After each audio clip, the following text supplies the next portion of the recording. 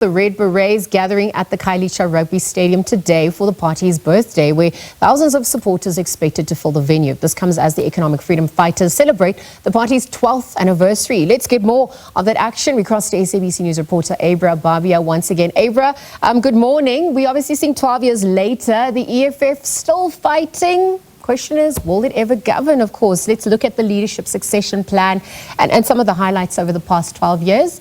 What's happening as we also age closer to that address? Liesel, yes, thank you so much. I think the last time I spoke to you, it was still quite dark out. The sun's come up, so the mood seems to be changing a little bit. It's not as cold as what it was early on. I'm finally waking up. So let's get right into it. I have the EFF national spokesperson, Sinawo, Thambo, also member of parliament, who will be assisting us with all that information that you just asked me about now. Sinawo, thanks once again for speaking with us today. First of all, I'm not very good at estimation. There seems to be quite a few chairs laid out. How many people are you expecting? Look, we're expecting at least 10,000 people to attend the 12th anniversary of the EFF today.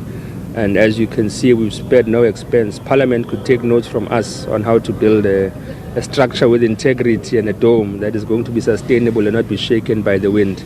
So we have spared no expense to ensure that we host this rally here in Khayelitsha and Cape Town. The president already said that we can't keep blaming the weather for being unable to give thanks to our people in the province and in a city in particular where the EFF grew significantly in the 2024 elections and where we're expected to grow. Even institutions such as the Brandhurst Foundation, which are ordinarily against the ideological positions of the EFF, have acknowledged that they expect the EFF to grow from its current trajectory in the city of Cape Town to about 15%. So we have to show our appreciation for the support that is consistent from this city and this province. So on Thursday at the press conference, there were a lot of questions to Mr. Malema about making inroads in the Western Cape, where the DA base is so strong. And he was very, very confident about your showing in the municipalities in the Western Cape next year. What is his message going to be to these people ahead of next year's election? Look, the confidence of the Commander-in-Chief and President of the EFF is not misplaced. We've been consistently growing in areas like the West Coast and Saldanha Bay, where we've even won awards. We show growth in every by-election that we're having here in the Western Cape. So if we don't win it, we certainly increase by a significant amount. And here in the city of Cape Town, alongside the Eastern Cape, it's where we showed growth under what we all now have become to accept as a difficult election for the EFF in 2024.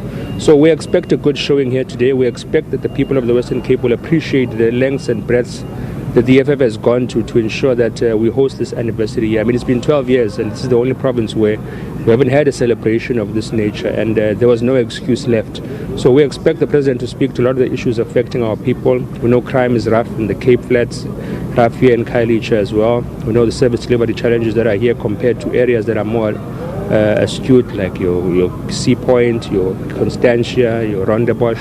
So we expect him to touch on those issues and to reflect on how our people's lives are going to be changed here in the Cape Flats. Thank you so much for your time. I'll catch up with you later on. No problem. That was Sinawo, Thambo, national spokesperson of the EFF. Of course, just giving me a little breakdown of what to expect today and what the president of the EFF's message is going to be all about. But Liesel, it's back to you in the studio. Of course, we're looking forward to what's going to be unearthed as we edge closer to that address from the Commander-in-Chief. Abra Barbier just painting the picture there ahead of those celebrations. 12 years of existence. We're looking at, what inroads they've made and how they've reshaped the political landscape in South Africa. And of course, what the trajectory looks like, particularly as we edge closer to the 2026 local government elections.